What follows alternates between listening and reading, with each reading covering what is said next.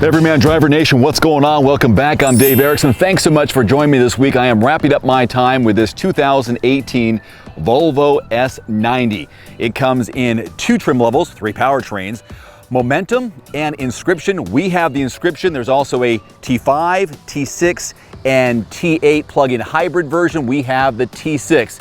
And today, I'm gonna tell you what I think about it.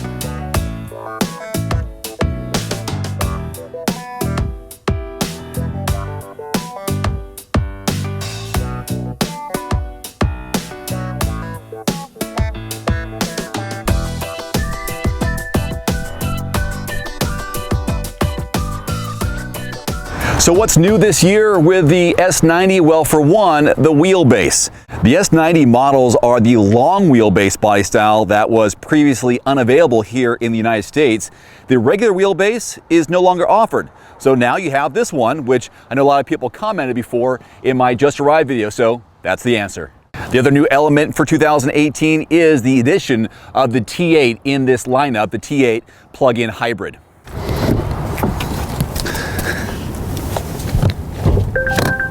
Now, I mentioned there are three different powertrains that are based on the trim levels T5, T6, and T8. The T5 has a 2-liter turbocharged 4-cylinder made to an 8-speed automatic transmission, which is powering the front wheels. We have the T6, which is adding a supercharged or turbo and super turbocharged 2-liter 4-cylinder. Again, 8-speed automatic, but its standard is the all-wheel drive, which we have here. 316 horses, 295 pound-feet of torque. This vehicle weighs in the neighborhood of 4,200 pounds, so it's got a lot to push and pull, but this engine does a really good job at it. Now, if you want to upgrade, and which is new to this trim level this year, is the T8 plug-in hybrid. I'll have the details on everymandriver.com on what that does in terms of horsepower and torque. But I really do like the T6, and I've had the T6 in the 2017 version, so it's kind of nice to see it again and feel the power. Fuel economy is 22 city, 31 highway, and I've been getting in the low 20s, and I put about 200 miles on it so far this week, and I'm returning it tomorrow, so that's about what I'll have on it. Before I close the hood, how about this engine compartment? Isn't this a clean, crisp look? I like what they've done here with this little yellow tab here to open the hood. Kind of nice little touch there with this large luxury sedan. All right, let's go. To enter the vehicle, you can keep your fancy key fob in your pocket because we have a keyless entry system. All you have to do is put your hand in the handle with the key fob on your person.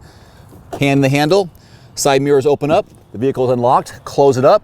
As long as the key fob is on you, you can lock it with just the press of your thumb or finger right here on the handle.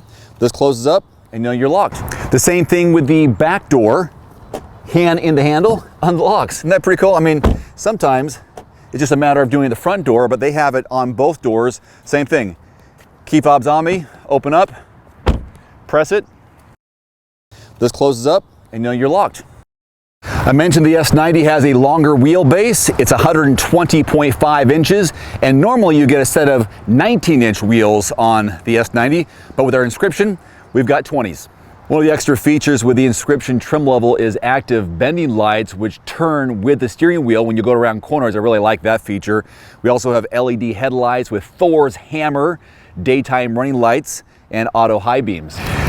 Here's a look at your real-world backseat legroom and headroom from a guy who is 5'11", and there is a lot to like about the interior in the back of the S90. For one, this was my position as a driver up front.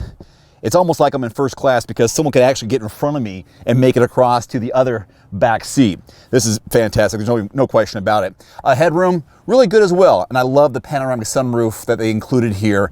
Just a beautiful, this interior is just spectacular. I really, really like this. Leather seats, perforated here, netting behind the passenger and driver's seat. We've got USB ports here in the center for the passengers, climate controls. We have sunshades integrated into the door panel, so they'll come up. I can show you that on either side, but let me just slide over here. It is seating for 5. You do have to straddle the middle section here, which kind of a downside a little bit. I wish it was flatter there, but hey, whatever.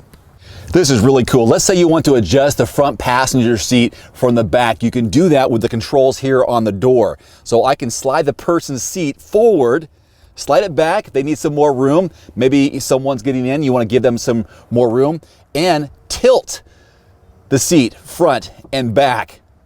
So maybe you have a chauffeur and you want to take advantage of that. These buttons also control the panoramic sunroof if I'm so inclined. I can open it up from here. I can also bring the sunshade open from the door panel on both sides. So I'm bring it up over there, bring it up over here, and I can even bring it up from back. This is like a control center in the back seat for the entire cabin. One more thing before we check out the cargo room in the back, we have a fold down armrest. Cup holders pop out right here. We have a section for more storage, and this is your pass-through, which I'll talk about with the cargo demo. So there are 3 ways to open the trunk of the S90. There's a push button just left of the steering wheel. There's one here along the spine of the key fob. I can press and hold that. The third way is simply pressing the button just above the L on the Volvo. Press it, comes up.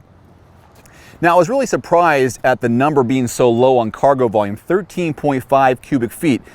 It looks a lot longer, and I don't know if it's just because it's not as deep that it's only 13.5, but I thought it was bigger, which is more than sufficient for 2, maybe 3 sets of golf clubs, which I wish I had right now. And there's a pass-through in case you had some skis or some longer items that you want to slide through there. But groceries, duffel bags, other things you might want to store back there, no problem. And you have a button here along the edge to press and close so you can walk away hands-free, which means you're good to go.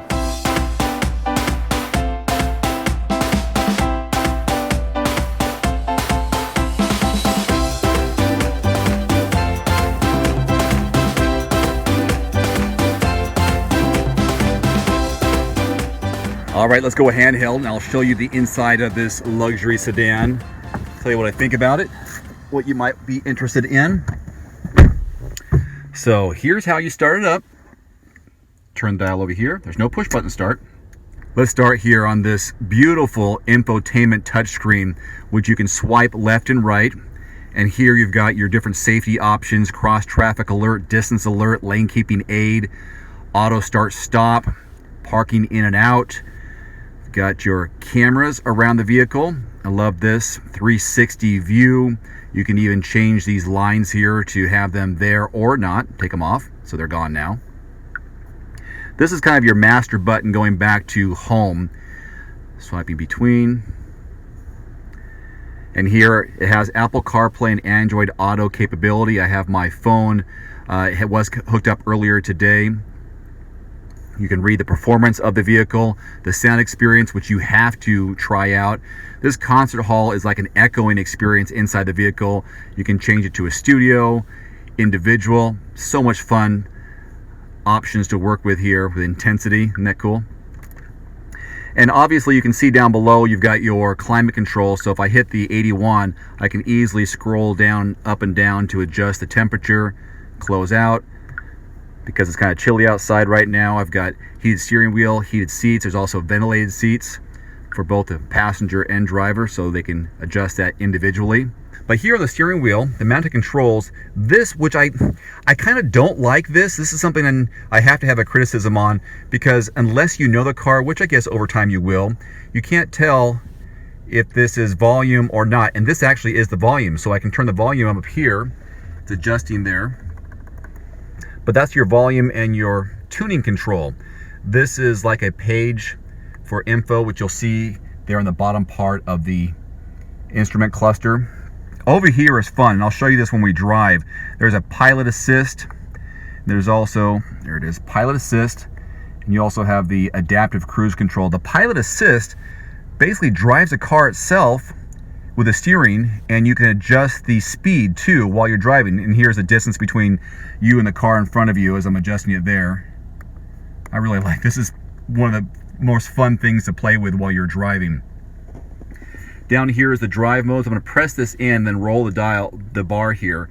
Press it in, and now I've got Eco, Comfort, Dynamic, and Individual drive modes. And I've been in Comfort the whole time, and I've been averaging down there just under 22 miles per gallon for almost 200 miles of driving. That has dropped down since I started this video because the car has been idle. But you can see the whole time I've been in Comfort, although I could be a little more eco and probably get better fuel economy or less fuel economy by being more high performance and utilizing the turbo and supercharged 4-cylinder. All right, everybody, we're going to show you this pilot assist system, which basically steers the vehicle, and also there's the adaptive cruise control working in conjunction. So I'm going to get up to a point using the dial here on the left side of the steering wheel, go over to pilot assist, press enter, and now the steering wheel in the instrument cluster is green and the vehicle is steering itself, staying within the lines. You see how it's slightly adjusting? Now I can lower the speed. Now I'm down to 30. Speed limit's 35. I'll go up a little faster to, well, actually go to 35. I have an icon here in the heads-up display, also in the instrument cluster, that says apply steering. So I'll put my hands back on the steering wheel. Now I'm going to let go of it. The car is going to adjust once again, recognizing with its sensors there's a solid line on the left-hand side. Just have curbing on the right-hand side. The vehicle is steering itself. I can go a little faster, and I haven't touched the steering wheel yet. It's telling me to apply steering once again. I'm cruising controls at 40. I'm going to go back down, hold the steering wheel, engage it, and it drives itself. This is so cool. I'm going to do a brief acceleration test here and showcase the 316 horses that are under the hood. So at 0, punch it, boom. All-wheel drive kicked in, 6,500 RPM, 40, 45, 50, boom. I'm gonna stop at 50. That was pretty fast, right? Only a few seconds.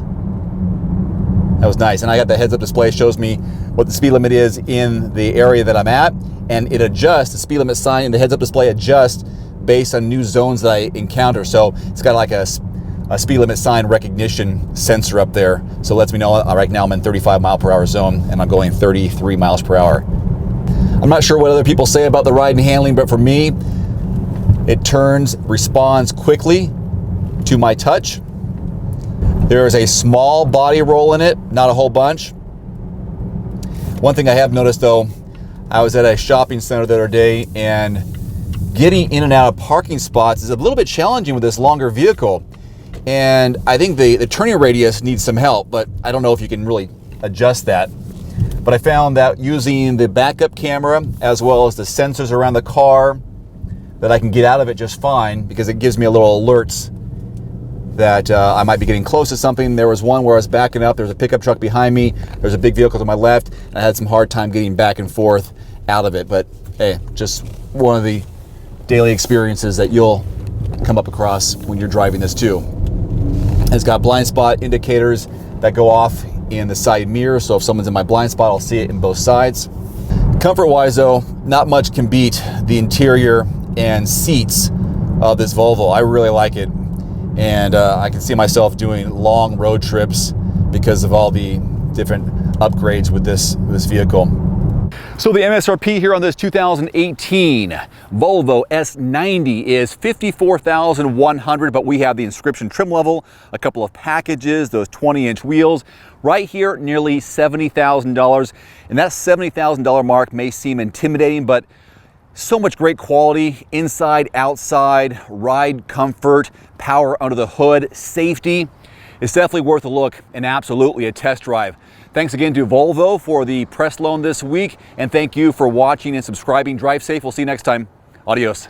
How do you know you're getting the best deal on a new or used car? Call 844-765-0610. Make one phone call to hear about all the great deals near you. We know all the brands and all the best deals. We're not a dealer. We're here to help you find the right car. Call 844-765-0610 today.